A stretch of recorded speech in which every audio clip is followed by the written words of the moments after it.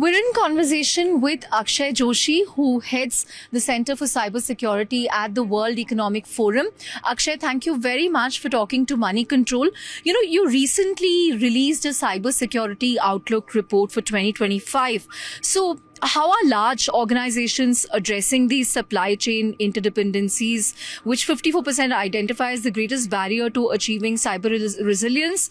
And 1 in 3 CEOs have also cited cyber espionage and IP theft as top concerns. So how are those being addressed? Thank you very much for the opportunity. And we've recently launched this Global Cybersecurity Outlook report. And as you rightly mentioned, supply chain risks are top of mind. For large organizations, they're extremely concerned because as it pertains to their investments that they need to make in cyber resilience, they can do that.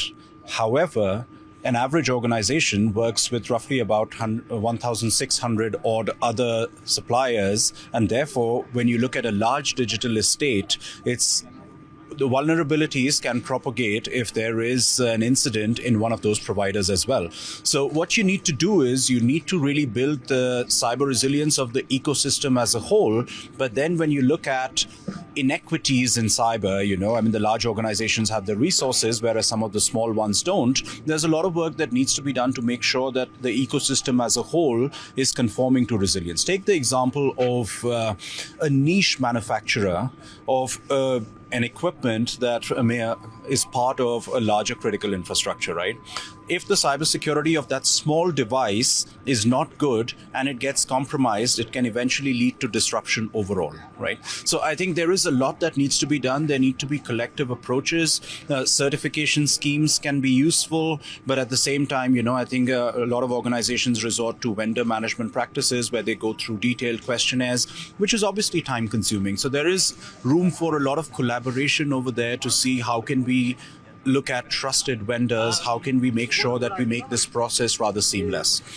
To your other point about CEOs, fearing cyber espionage and IP theft, that's a very relevant one. So when we looked at the impact of geopolitical threats overall, roughly about 60% of our respondents said that geopolitical developments have influenced cyber strategies. What does this mean? Some of them are revisiting their trading partners. Some of them are looking at whether they continue to do work with vendors who might be based in certain countries overall. So there's a significant impact there, right? While CEOs are fearing espionage and IP theft, cyber leaders are particularly concerned about disruptions to critical infrastructure. And this goes to say, for the vast majority of organizations, though, it's important to recognize that, an attack, whether it is from a state or it is non-state, is virtually indistinguishable. So the important aspect, again, goes back to what we discussed previously. How much are you investing in cyber resilience? How are you creating that muscle memory so that when you have these disruptions and incidents, how quickly can you recover and move back to business as usual? Right. Akshay, with the rise in sophisticated cyber attacks, like the recent breaches by Chinese hackers and Russian groups targeting critical infrastructure, how are you advising nations and corporations to bolster their cyber defenses? So really, in terms of, I think it links to the question that we were talking about previously. Resilience is not a one-time or one-actor effort, right? It needs collaboration. So we need to make sure that there is very strong collaboration between governments and critical infrastructure. In fact, if you look at it across the world, there are a lot of support mechanisms that governments are also providing in terms of advance warning or also support in terms of remediation and otherwise. So I think critical infrastructure is a top priority. If you take the example of Colonial Pipeline that took place a few years ago in the US, the disruption to the Colonial Pipeline actually resulted in massive disruptions all along the east coast of the US in terms of demand, supply, right? So it gives you an indication of the scale that we're dealing with. So any disruption that happens on critical infrastructure potentially has economic consequences. And therefore, in recognizing that, there is significant economic consequence, you need to make sure that the investments that are going into cyber resilience are significant and you take risk-based approaches, right? So the investments that are being made into building cyber resilience across these critical infrastructure organizations need to be commensurate to the risk in the event of a shutdown or a breakdown per se. Right. There's a significant shortage of skilled cybersecurity professionals worldwide. What can be done to bridge this gap? So as per the Global Cybersecurity Outlook, only about 14% of all organizations believe that they have the skills and talent that they need today to deal with cyber risks. Now, if you look at the estimates and you pick up different reports, the numbers vary significantly. So while in some it is 2.8 million, in others it goes up to 4.8 million, irrespective, it's a pretty large number. So there's a lot that needs to be done to make sure that we are training the new generation of cybersecurity professionals. We launched a cybersecurity talent framework last year, which takes a very holistic approach. First of all, we believe that the industry has not done enough to build a narrative for cybersecurity as an aspirational career avenue, right? So there's a lot that needs to happen. If you're an aspirant looking to come into the workforce, question is, are you considering cybersecurity as a career option, or are you looking at the various other avenues? What's encouraging is that as per the Future of Jobs report that was just released last week, cybersecurity ranks as the second fastest growing job after AI. So there's something to be said there, and hopefully that's going to incentivize a lot many more people looking at cybersecurity as a career option. People like you are going to be in demand, essentially. Well, I'd hope so. I'd hope so.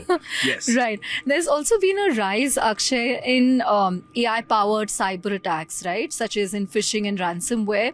So again, will it help to develop a regulatory framework around AI for this? There is no substitute for regulation. In our report as well, and consistently in our interactions with our community, individuals express that regulations are a good thing in terms of bringing in a baseline of security, right? There's a lot that needs to be done, but in the absence of regulation, you can't do very much about it. Now, if you're thinking about AI, there is a bit of a paradox that I want to outline here. While 66% of organizations believe that AI can have the most significant impact on cybersecurity, just about 37% of them have processes in place to ensure the security of AI tools as they are bringing them into the environment. This is a bit of a paradox, right? And therefore, I think, one, we need to have very robust processes. We need to make sure that as we are bringing in AI to harness the transformative potential of the technology, at the same time, we are also making sure that we are not creating unintended risks. And to that extent, if we have regulations and practices that organizations must be conforming to as they are looking at harnessing the potential of AI, it can be largely very useful. Right. Finally, Akshay, the government recently released the much anticipated DPDP rules, India's data protection rules. Now, while it's good in intent, there's also been concerns from big tech organizations representing big tech firms. How are you viewing the DPDP rules? Could it hamper innovation in some respect? It's early days, but it reminds me a lot in terms of what we saw with GDPR several years ago, right? The instant reaction was one of concern in terms of how you would conform to the norm. But, over the long term, organizations have learned to live with it and are actually moving on, and it seems to work. Now, if you think about the India story, there's short-term pain, but long-term gain. Right? As we are looking at, we're the largest digital economy. We have millions of people who are on mobiles.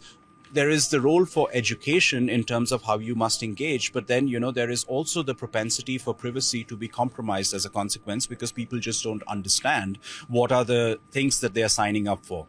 So if we look at that scenario, I think the long-term intent is really good. I don't mean to undermine by saying that in the short term, there are not going to be teething troubles, especially when you have 22 languages in which, these rules need to be provided, etc. But at the same time, over the long term, I think it is imperative as India goes to become even more and more digital under the vision and ambition that we have, that we keep privacy at the core. Right. On that note, thank you very much for talking to us, Akshay. Thank you so much. Thank you.